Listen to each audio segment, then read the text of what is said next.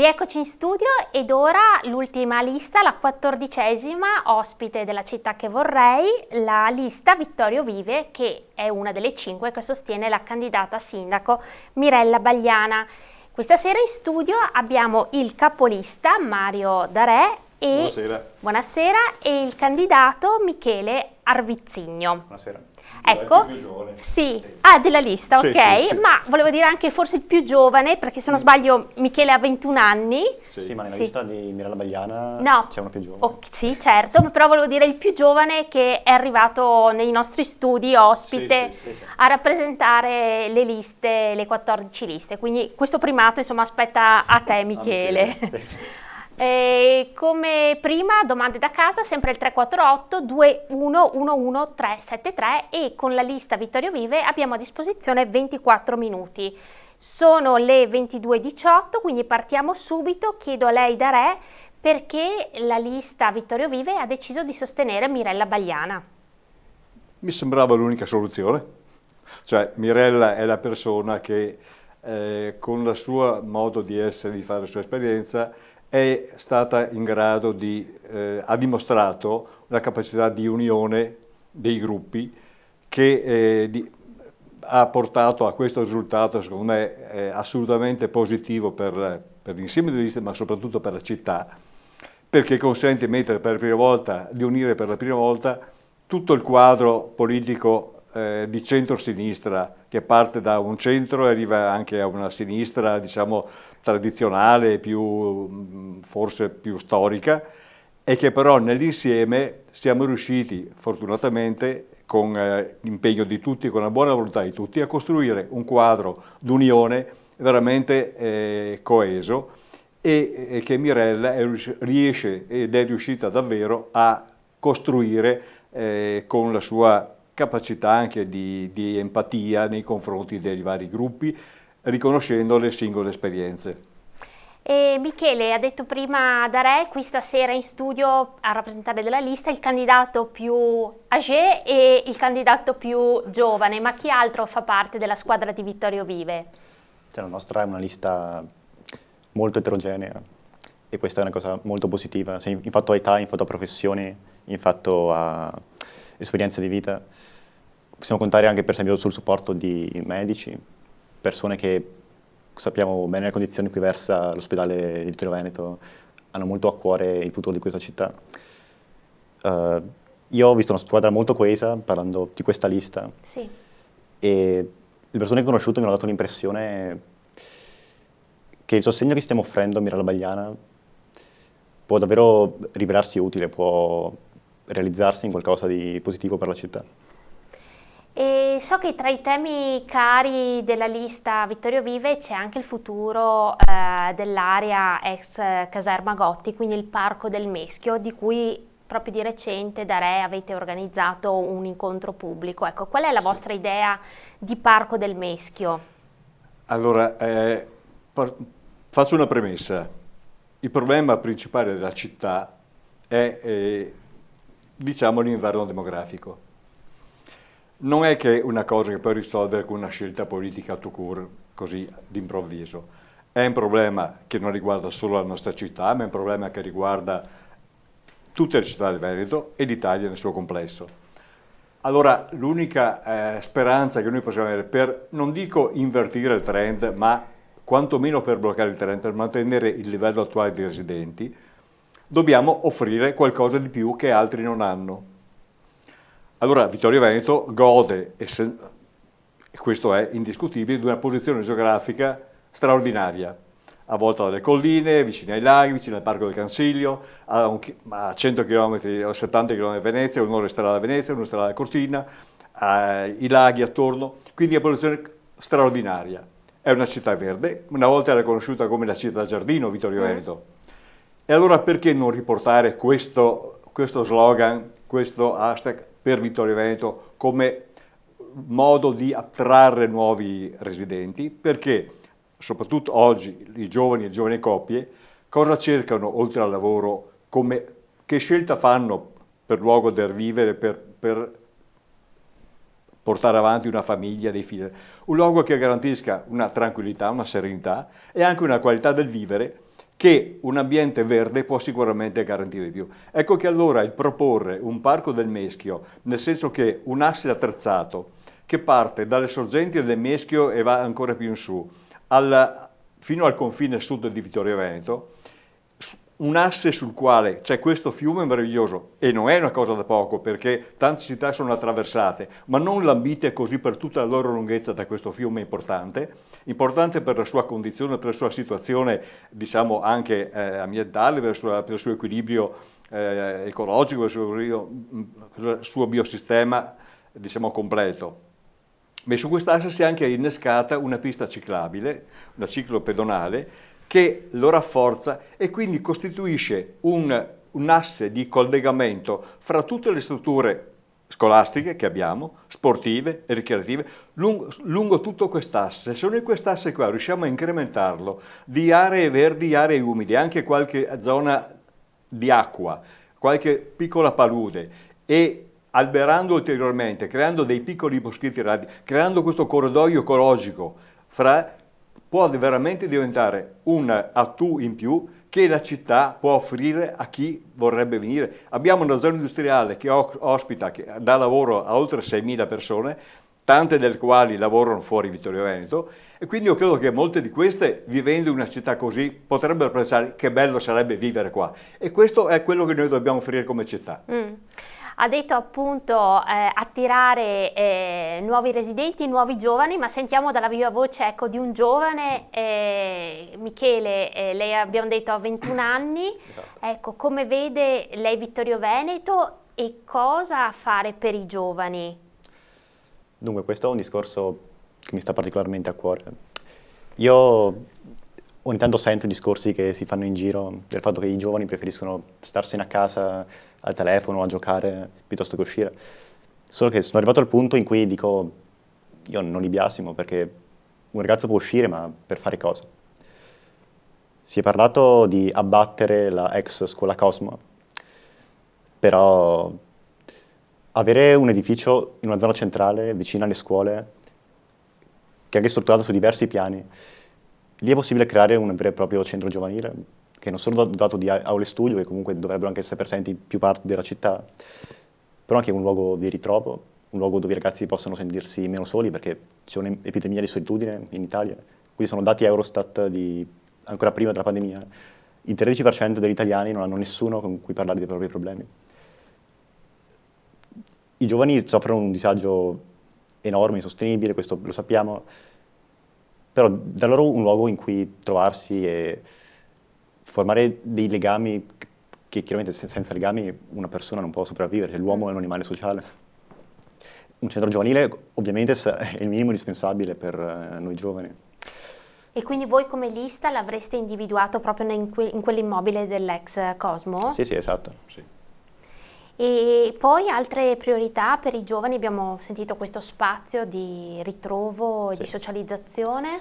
Per quanto riguarda invece la formazione, si è già parlato della possibilità di creare istituti tecnici superiori, però noi abitiamo in una città che può contare su grandi aziende come Permastelisa, Irinox, Permac, grandi aziende dell'acciaio. Creare dei centri di ricerca, luoghi in cui sia possibile offrire un sostegno vero e proprio a queste aziende che soffrono la concorrenza delle grandi imprese orientali che contano su una manodopera a basso costo. E se invece non iniziamo a ragionare sul versante opposto, invece di pagare poco i dipendenti, perché non pensiamo a migliorare la produzione, lavorare su nuovi materiali, studiare? E poi ovviamente se queste proposte attrarranno molti giovani in città, bisogna anche pensare degli alloggi.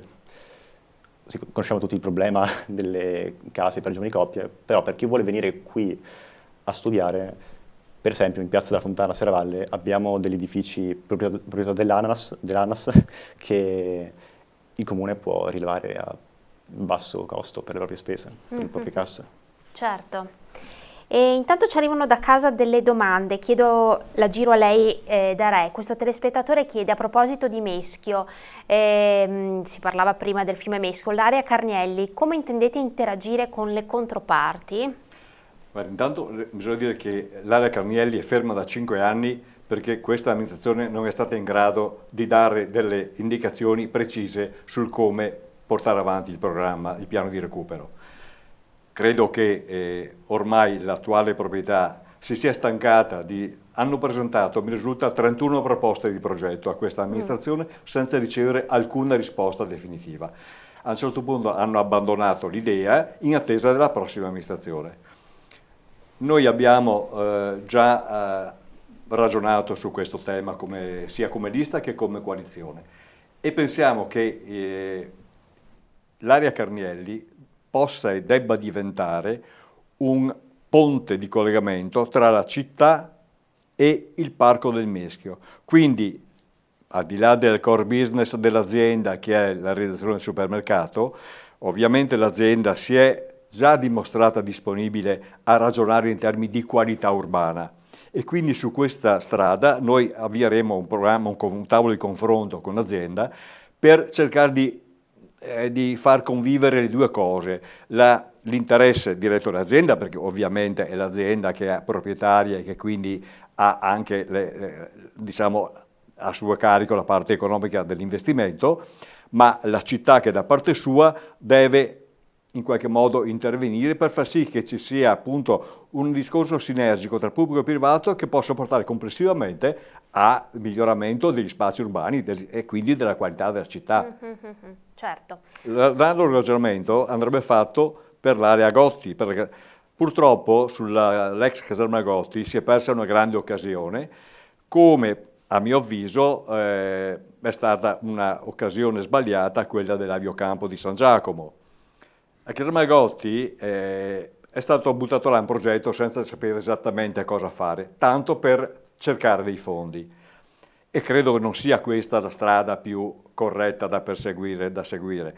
Bisogna avere prima un'idea, e questo è il problema che le amministrazioni, tra cui quella che sta lasciando adesso, non hanno mai avuto, una visione di un futuro sulla città, cioè che città vogliamo.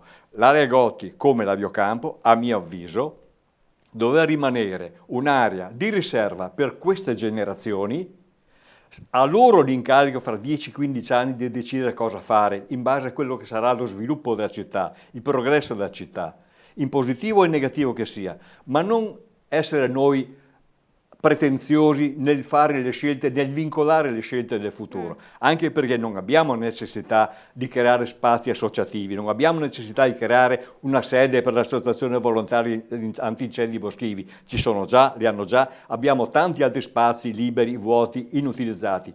Perché dobbiamo costruirne ancora? E poi un mercato coperto per chi? Chi lo gestisce?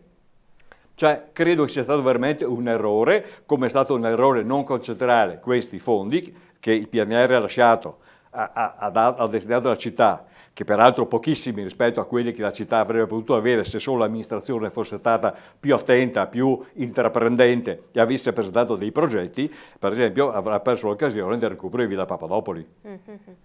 E a proposito di immobili contenitori vuoti, altra domanda da casa, pongo a lei Michele. Ci sono diversi contenitori vuoti dopo che i militari hanno lasciato la città.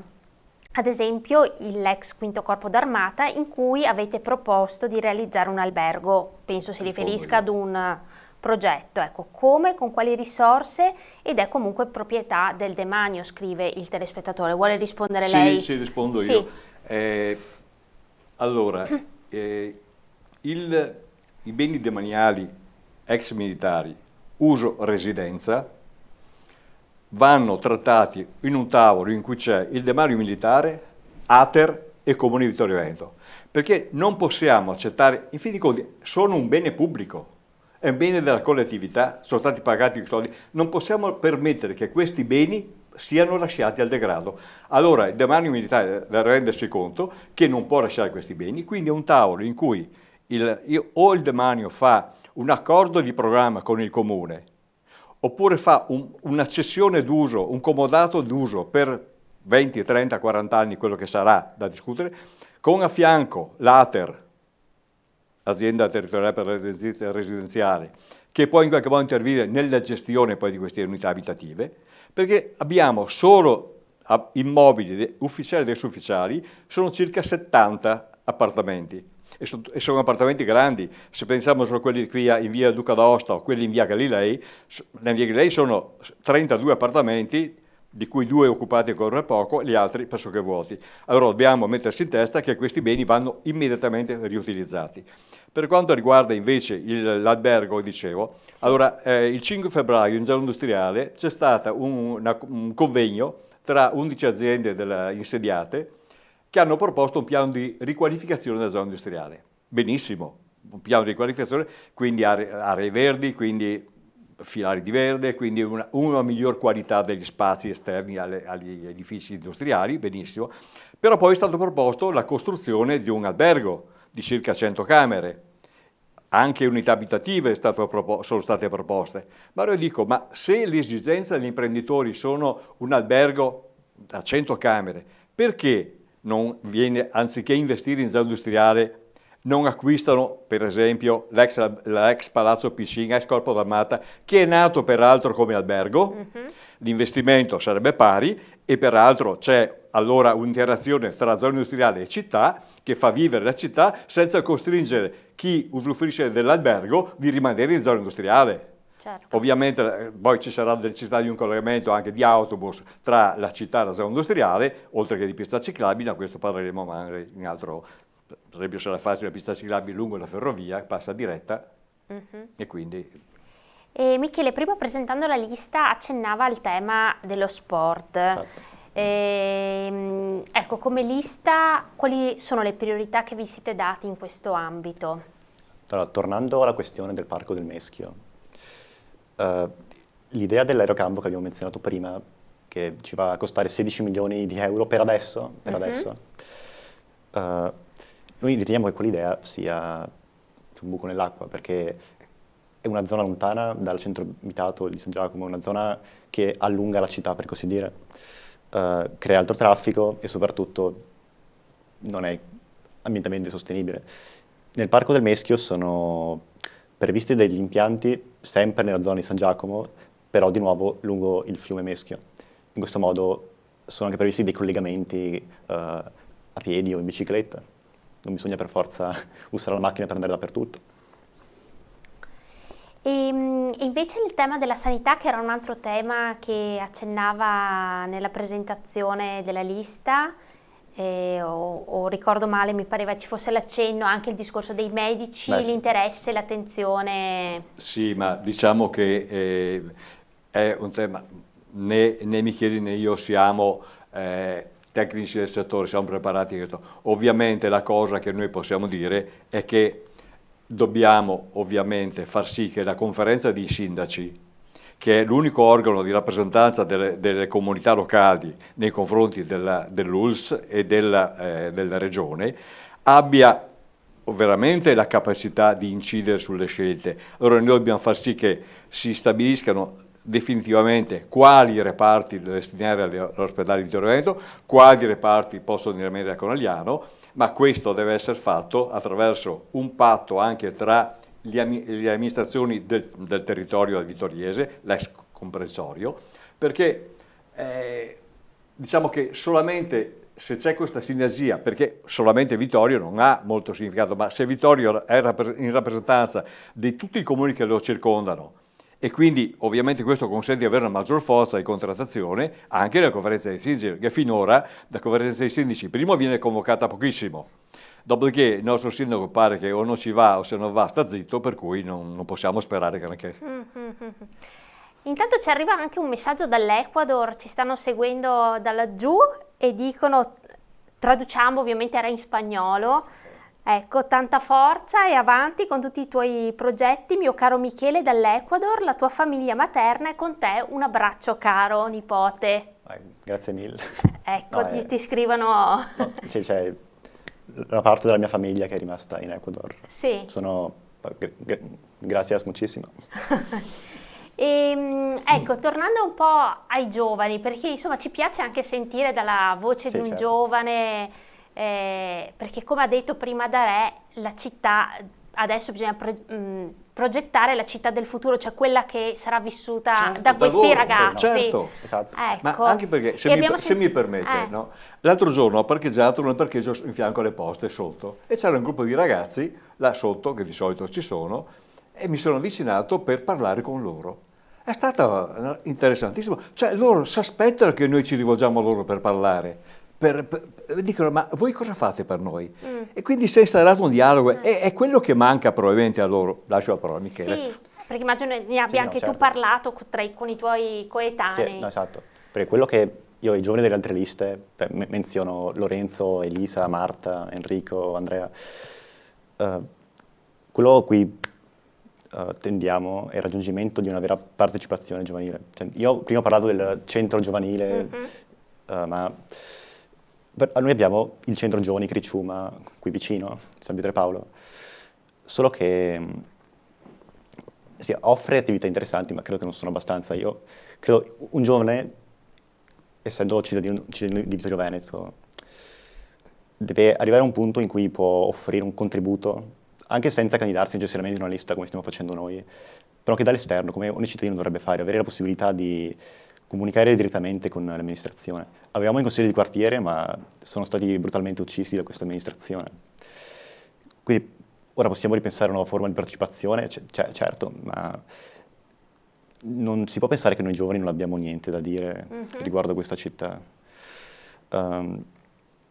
Cioè noi teniamo alla cultura, teniamo all'arte, non siamo degli zombie che stanno tutto il giorno a marcire davanti al telefonino. Certo. Cioè noi abbiamo una nostra sensibilità e il fatto che così tante persone, soprattutto adulti, ci stiano ignorando è onestamente deprimente. Ecco, a proposito di cultura, si è detto spesso, insomma, che le Sì. potenzialità culturali di Vittorio Veneto non mancano, ma non sempre vengono, insomma, valorizzate appieno. Esatto. C'è qualcosa per voi su cui maggiormente bisognerebbe lavorare di queste potenzialità? Sì, certo, uno fra tutti ovviamente il nostro Lorenzo da Ponte. È nato un subbuglio riguardo alla sua casa, però quello è un aspetto marginale. Parlando di Lorenzo da Ponte, la prima cosa a cui possiamo pensare è un gemellaggio con la città di Salisburgo, la patria di Mozart, e questo ci aprirebbe le porte a molti altri eventi. Noi abbiamo, anche parlando di musica, il concorso di violino, solo che ho paura che resti un evento di nicchia quando ha una sua grandissima rilevanza tra gli esperti. Credo che si potrebbe anche aprire questo concorso alla cittadinanza, creare piccoli concerti sparsi per la città, magari accompagnati anche da altri gruppi locali. Cioè le persone sono aperte alle novità, non dobbiamo pensare di no. Credo che questo sarebbe una grande idea. Certo. Ecco, intanto sono già le 22:40, quindi abbiamo gli ultimi minuti che Pochissimi. sì, è volato, È volato questo, il tempo, questo sì. tempo, che dedichiamo come tradizione, insomma, all'appello al voto, perché gli elettori l'8 e il 9 giugno dovrebbero votare per la lista Vittorio Vive. Perché la lista Vittorio Vive, a parte che sostiene Mirella Bagliana, e quindi votare per Vittorio Vive significa votare per Mirella Bagliana, ha al suo interno elaborato, direi, breve inciso, sentivo giovedì sera un candidato sindaco parlare orgogliosamente che tutte le altre liste hanno prelevato idee dal loro programma. Allora, se mi permette una risata, perché questa persona è stata candidata poco più di un mese e mezzo fa, ed è stata candidata dal suo capolista che faceva parte della nostra associazione di Vittorio Vive. Non ha condiviso la scelta della Mirella Bagliana e ha costruito una lista a parte e ha trovato questo candidato sindaco, ovviamente trasferendo i programmi della nostra lista. Mi ha detto che ha saputo copiare bene. Allora, al di là di questo, Vittorio Vive ha costruito veramente il programma. Il Parco del Meschio è uno dei nostri attu sui quali abbiamo insistito molto ed è stato inserito in coalizione. Il discorso dell'asilo nido, abbiamo preteso che la costruzione del nuovo asilo nido fosse inserita nel programma di coalizione. Abbiamo preteso che il discorso delle ciclabili fosse inserito nel programma di coalizione, ma soprattutto che ci fosse il riferimento non tanto alla ciclabilità interna, quanto a un piano di programma con i comuni dell'Alpago e della vallata della Valsana, oltre ovviamente, ma non voglio andare più in là, a un ragionamento più verso sud, verso sud-est, perché esula un po' dagli argomenti di questa sera, di questi primi periodi. Sarà comunque un programma da sviluppare. Io credo che il contributo in termini di contenuti che i componenti della lista Vittorio Vive siano assolutamente necessari, e quindi va premiata la competenza e l'impegno che è stato dato alla costruzione del programma. Ok. Grazie allora alla lista Vittorio Vive, qui rappresentata dal capolista Mario Darè. Grazie a lei. E da Michele Arvizzigno. E grazie a tutti, e votate Vittorio Vive naturalmente. Grazie. E con Vittorio Vive, ultima, quindi 14ª lista, si conclude il nostro viaggio di presentazione di tutte le liste a sostegno dei 4 candidati sindaco, che ricordiamo essere Mirella Bagliana, Giovanni Braido, Luisa Camatta e Gianluca Posocco. E l'appuntamento ora per tutti, come l'hanno ricordato anche nel corso di questa serata i nostri ospiti, è per le votazioni, quindi le urne che si apriranno l'8 e il 9 giugno, quindi lunedì 10 giugno dalle 14 lo spoglio, che sarà seguito in diretta come tradizione, questa maratona elettorale, dalla Tenda TV, fino insomma al risultato che dovrebbe arrivare in serata.